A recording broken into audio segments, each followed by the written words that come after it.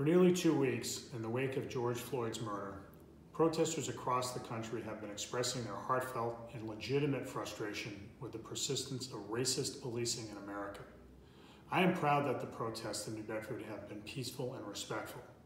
I also commend the professionalism of our police officers, who walked side by side with protesters and enabled them to safely express their opinions. Along with Police Chief Cordero, I joined the protesters to let them know that we were listening and that the issues they raised should be taken seriously by elected officials at every level of government and by all Americans. Despite improvements in police training and recruitment in the last 50 years, the more recent drumbeat of videos depicting the brutalization of African Americans at the hands of police officers has destroyed any notion that racism has been eradicated from America's police departments. We still have much work to do. I believe that our country cannot lose this moment, not only to right past wrongs, but to secure for itself a more equitable future. It will require all Americans to set aside differences, confront uncomfortable issues, and do the hard work of reform.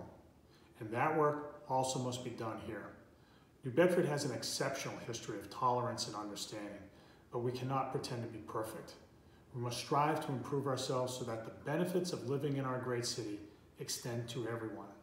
While this is not an overnight exercise, we can take important steps now. In a recent speech, former President Obama called upon America's cities to pledge reform of their police department's use of force policies. Studies consistently show that policies requiring the proportional application of force are effective at avoiding the loss of life, and in the long run, they tend to bolster police morale. So I'm announcing today that New Bedford will take the Obama pledge.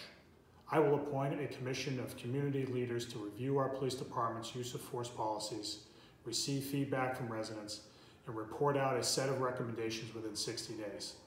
The commission will be chaired by Brian Gomes, the chairman of the City Council's Public Safety Committee, and the remainder of the members will be announced later this week. I believe this effort will build upon the work of the committee that developed New Bedford's action plan in 2013, which strengthened the relationship between police and residents and helped set up the city for the decline in violent crime we've seen since then. Now is our chance to do even better, and I encourage everyone to offer their opinions and insights along the way in the hope that we can establish a more caring and just future for our children and our grandchildren.